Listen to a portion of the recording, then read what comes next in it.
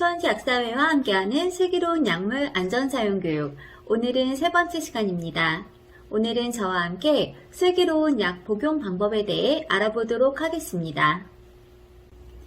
약은 복용하시는 방법에 따라 외복약과 외용제, 주사제로 나뉠 수 있습니다. 오늘은 저와 함께 이렇게 복용하시는 외복약들의 복용법에 대해 알아보도록 하겠습니다. 우리 어르신들께서 드시는 약 중에는 하루에 한 번 드셔도 되느냐, 아니면 하루에 2번이나 3번을 꼬박꼬박 규칙적으로 드셔야 하는 약 등 약마다 드시는 복용량과 그 복용 방법들이 다 다르다는 것을 아마 알고 계실 거예요. 이렇게 각각 다른 복용법을 잘 지켜주셔야 되는 이유는 우리 어르신들께서 약을 드셨을 때 그 약이 우리 몸에 흡수돼서 어느 정도 농도 안에 들어와야 약효가 나타나요. 근데 이 약효는 점점 떨어지죠. 그 다음 약이 들어올 때쯤에 약을 넣어주시지 않으면 이 농도가 뚝 떨어져서 약효가 나타나지 않으실 수도 있고, 또 어떤 경우 너무 빠른 효과를 원하셔서 약을 많이 드시게 되는 경우는 이 농도 이상으로 쭉 올라가면 부작용이 생길 수가 있어요. 그렇기 때문에 꼭 정해진 용법과 용량을 지켜서 드시는 것이 굉장히 중요합니다. 그러면 과연 약은 언제 드셔야 될까요? 보통 이제 약국에서 약을 처방받으실 때 식후에 드세요, 식전에 드세요, 이 약은 식사와 식사 사이에 드세요. 저희가 하는 복약 지도엔 다 식사가 들어가네요. 대부분의 약물은 이렇게 식사하고 연관지어서 복용을 하시도록 말씀을 드려요. 그 이유는 방금 전에 제가 말씀드렸던 그 혈중 농도, 약이 우리 몸에 들어와서 어느 정도 유지가 돼야지 약효가 나타나는데, 우리 어르신들 보통 식사하시는 그 시간 텀이 한 5시간에서 6시간 정도 되시죠. 그 텀은 하루에 3번 정도 약을 복용하셔야 되는 약의 혈중 농도 유지 시간하고 딱 맞아 떨어져요. 그렇기 때문에 식사와 연관지어서 말씀을 많이 드리게 되고요. 또 위장장애가 있는 약들 같은 경우는 식사를 하시고 약을 드시게 되면 음식이 위점막을 잘 보호해줘서 약이 위를 공격하는 것을 막아줄 수가 있어요. 그리고 가장 중요한 것 같아요. 세 번째, 식사와 연관지어 말씀드리는 이유는 가장 안 잊어버리시고 잘 챙겨 드시기 때문이에요. 이렇게 식사를 기준으로 약을 드실 때 식전에 드세요, 식후에 드세요, 취침 전에 드세요, 이런 말씀 많이 들어보셨죠? 식전은 식사를 하시기 전, 보통 30분에서 1시간 이내라고 보시면 돼요. 그리고 식후는 식사가 끝난 후 30분 이내.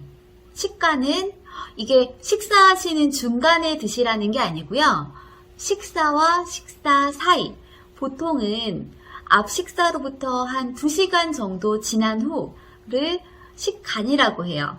취침 전은 잠자리에 들기 2시간 전 아니고요. 30분에서 1시간 이내. 이렇게 구분을 해주시면 좋을 것 같아요.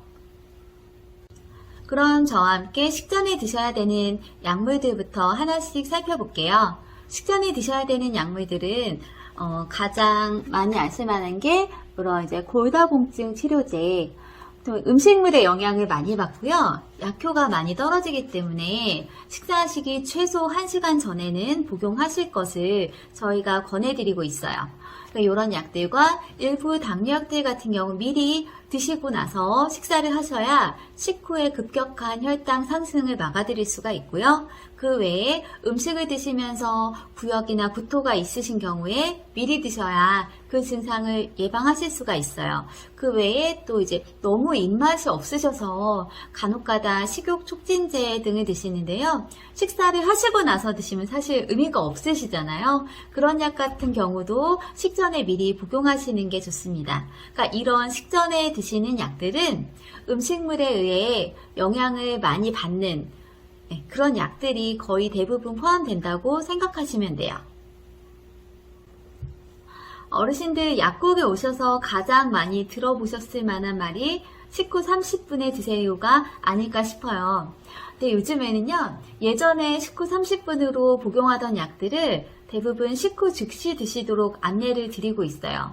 위장 장애가 심할 수 있는 약이거나 약물 어떤 작용 방식의 특성상 음식물과 같이 복용하시는 것이 좋은 약들은 이렇게 식후 즉시 복용을 하시는데요.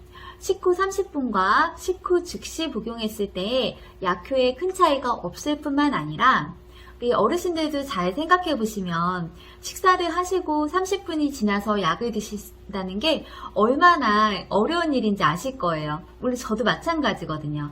식후에 바로 약을 드셨을 때 훨씬 그 복약 순농도가 많이 올라가기 때문에 요즘에는 식후 즉시 드실 것을 많이 권해드리고 있습니다. 식간에 복용하시는 약에 대해서 알아볼게요. 이런 유산균 제제, 또 이제 공복에 드시는 게 좋고요. 이런 이제 한방 과립들이나 짜서 드시는 제산제 종류.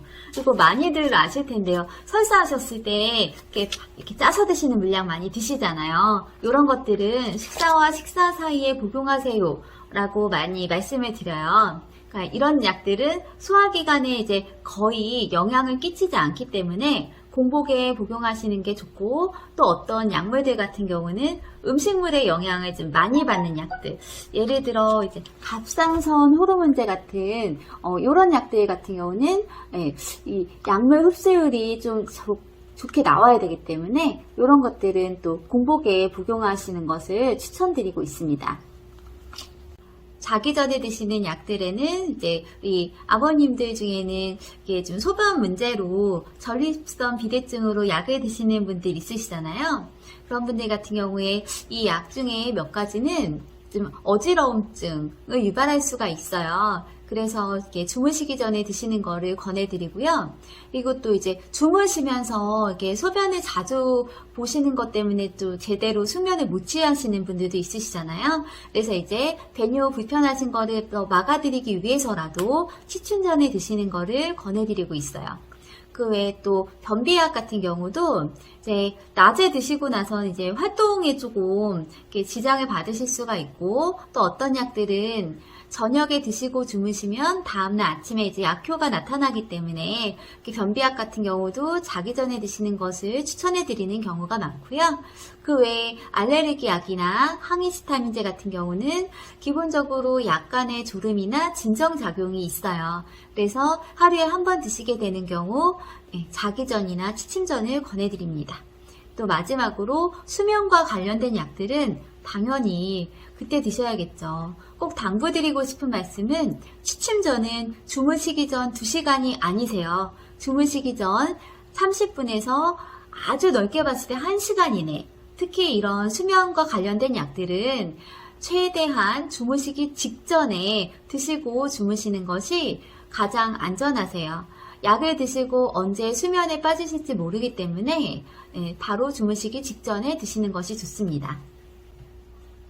매 시간마다 복용하세요 라는 복용법도 있습니다. 12시간마다 복용하세요. 아니면 와파린 같은 경우는 저녁 8시나 9시 정해진 시간에만 복용하세요 라고 이제 복용 방법이 나오는데요. 그러니까 이런 약들 같은 경우는 일정한 약효를 유지하는 것이 굉장히 중요하기 때문에 시간 간격을 맞춰서 이렇게 드셔주시는 게 굉장히 중요하고요. 이런 복용법에 속하는 약들은 주로 항생제나 항암제, 항바이러스제 같은 경우 4시간 간격으로 하루에 5번씩도 드시고 하는 약들이 있어요. 또 이제 이식후에 드시는 면역 억제제나 와파린 같은 이런 약들이 여기에 속하게 됩니다. 지금까지 저와 함께 약 복용법에 대해 알아보셨는데요. 무조건 모든 약은 식후에 복용하시는 것이 아니라 식전에 드실 수도 있고 식간에 드실 수도 있고 각 약품의 특성에 맞게 정해진 시간을 잘 명심하셔서 복용해 주시는 것이 굉장히 중요합니다. 지금까지 수원시 약사회 박현정 약사였습니다. 어르신들의 건강한 100세를 기원합니다.